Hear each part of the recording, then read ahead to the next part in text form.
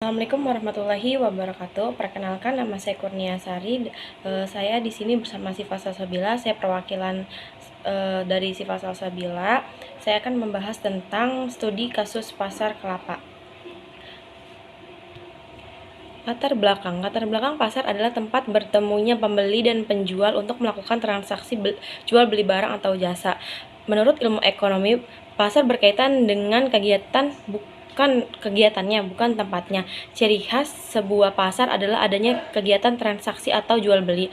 Para konsumen datang ke pasar untuk berbelanja dengan membawa uang untuk membayar harganya. Dalam artian yang lebih luas, merupakan orang-orang yang mempunyai keinginan untuk uang untuk belanja dan kemauan untuk membelanjakan.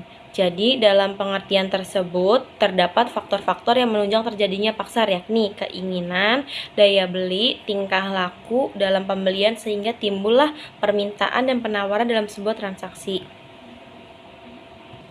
Baik, di sini ada rumusan masalah. Yang pertama, apakah pengertian pasar? Yang kedua, apa saja faktor-faktor yang mempengaruhi permintaan dan penawaran beras? Yang ketiga, ada menghitung penawaran, permintaan, dan keseimbangan beras. Yang keempat, ada bagaimana dampak kebijakan pemerintah terhadap permintaan dan penawaran beras.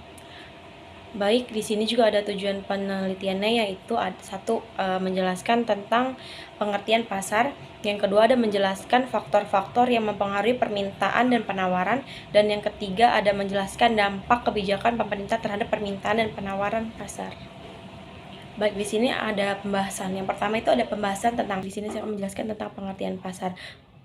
Peraturan Republik Indonesia Nomor 112 Tahun 2027 mendefinisikan pasar sebagai area tempat penjual beli barang dengan jumlah penjual yang lebih dari satu, baik yang disebut sebagai pembelanjaan, pasar tradisional, pertokoan, mall, plaza, pusat perbelanjaan, maupun sebutan lainnya.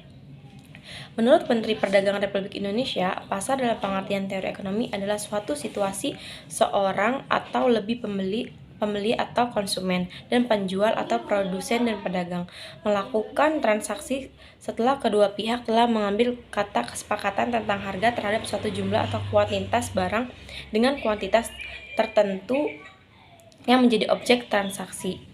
Kedua pihak, pembeli dan penjual, mendapatkan manfaat dari adanya transaksi atau pasar. Pihak pembelian mendapatkan barang yang diinginkan untuk memenuhi dan memuaskan kebutuhan, sedangkan penjual mendapatkan imbalan pendapatan untuk membiayai aktivitas sebagai pelaku ekonomi, produksi atau pedagang.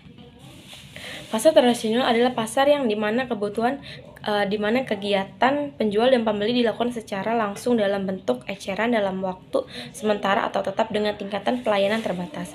Pasar tradisional biasanya muncul dari kebutuhan masyarakat umum yang membutuhkan tempat untuk menjual barang yang dihasilkan, sedangkan konsumen dapat membutuhkan barang tertentu untuk kebutuhan hidup sehari-hari. Baik, di sini ada ciri-ciri pasar tradisional, yaitu adanya sistem tawar-menawar antara pembeli dan penjual. Yang kedua, ada pasar tradisional dimiliki, dibangun, dan dikelola oleh pemerintah daerah. Dan yang ketiga, ada tempat usaha beragam dan menyatu dalam lokasi yang sama. Dan yang keempat, sebagai besar barang dan jasa yang ditawarkan adalah produk lokal. Baik, yang selanjutnya ada fungsi pasar tradisional. Fungsi pasar tradisional itu ada 5. Yang pertama ada pasar sebagai sumber retribusi daerah, yang kedua ada pasar sebagai tempat pertukaran barang, dan yang ketiga ada pasar sebagai pusat pengembangan ekonomi rakyat, yang keempat ada pasar sebagai perputaran uang daerah, yang kelima ada pasar sebagai lapangan pekerjaan. Dan di sini juga ada faktor-faktor yang mempengaruhi permintaan dan penawaran beras. Menganalisis faktor-faktor yang mempengaruhi permintaan dan penawaran beras yang terdiri dari 1. Luas area panen, yang kedua produksi padi, yang ketiga harga gabah tingkat petani, yang keempat ada stok beras akhir tahun, yang kelima ada permintaan beras, yang keenam ada produksi beras, dan yang ketujuh ada penawaran beras. Baik, selanjutnya ada menghitung stok beras. Untuk laporan harian, informasi yang ada di dalam merupakan transaksi penjualan yang terjadi setiap harinya. Laporan ini berperan penting untuk pengambilan keputusan dalam bentuk pemasaran harga serta metode penjualan khususnya perusahaan dagang. Berikut jawaban penjual tentang banyaknya penjualan barang. Yang pertama itu ada pertanyaan, berapa banyak penjualan beras per hari di toko ini? Jawabannya kurang lebih ada 10 ton beras. Dan yang kedua, berapa banyak jumlah beras untuk memenuhi penawaran dalam sehari? Jawabannya sehari bisa sampai 10 ton dan per liternya itu di harga 10.000. Yang paling banyak diminati sekarang ini kan sedang naik-naiknya ya, ada di harga 11.000 per kilo. Untuk harga sebelumnya itu kan ada di 10.000. Dan yang pertanyaan ketiga itu, berapa banyak jumlah beras memenuhi permintaan pasar? Dan jawabannya itu stok permintaan untuk konsumen ada di kisaran 10 ton. Di sini ada menghitung penawaran, permintaan, dan keseimbangan. Dalam suatu pasar diketahui saat harga beras 10.000 dengan jumlah yang diminati itu 10 ton. Dan ketika ada kenaikan harga beras menjadi 12.000 harganya per kilo, maka dengan jumlah yang diminati itu 5 ton, carilah fungsi permintaannya. Nah, diketahui ini P1-nya 10.000 dengan harga sebelumnya 10.000, terus P2-nya ini ada 12.000 di harga yang sedang naik-naiknya. Dan permintaan di saat 10.000 itu Q1-nya sama dengan 10 ton dan Q2-nya 5 ton. Rumusnya Q dikurang Q1 per Q2 dikurang Q1 sama dengan P dikurang P1 per P2 dikurangin P1. Dan di sini ada Q dikurang 10 karena kenapa 10? Karena dari P1-nya ini ada 10 per 5 dikurangi 10 sama dengan P dikurangi 10 per 12 dikurangin 10. Jadi Q-nya tetap Q dikurang 10 per 5 sama dengan P-nya dikurangi 10 per 2000. Nah, jadi karena pindah ruas jadi ada di depan. Di depan itu ada 2000 Q dikurang 20.000 sama dengan 50 dikurang 5P. Dan di sini turun 2000 Q sama dengan 50 ditambah 20 dikurangi 5P. Masih turun 2000-nya jadi 2000 Q sama dengan 70. Kenapa 70? Karena 50 ditambah 20 jadi 70 dikurangi 5P turun. Nah, karena pindah ruas jadi Q sama dengan 70 dikurang 5P per 2000. Hasil akhirnya ada di Q sama dengan 35 dikurang 5P. Yang terakhir itu ada penutupan.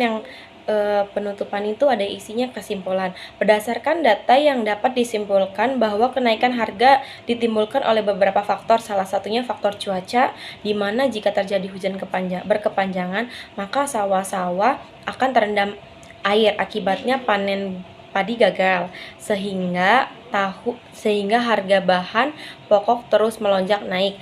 Harga bahan pokok yang mengalami kenaikan akan menyebabkan pertumbuhan ekonomi suatu negara turun, di mana pendapatan suatu negara semakin kecil daripada tahun sebelumnya. Jika harga barang pokok naik, masyarakat akan mengurangi tingkat konsumsinya. Untuk itu, agar tidak terjadi kenaikan harga yang berkepanjangan, maka pemerintah mengeluarkan kebijakan untuk mengatasi hal tersebut, yaitu dengan cara meningkatkan produksi bahan pangan, terutama beras. Baik, yang terakhir itu ada saran yang dapat disampaikan berdasarkan masalah kenaikan harga beras tersebut adalah masyarakat tidak perlu panik apabila terjadi kenaikan harga, karena pemerintah telah mengetahui sebelumnya bahwa akan terjadi kenaikan harga bahan pokok dan pemerintah sudah melakukan tindakan untuk mengantisipasi masalah kenaikan harga beras. Itu saja yang bisa saya sampaikan. Kurang dan lebihnya mohon dimaafkan. Wassalamualaikum warahmatullahi wabarakatuh.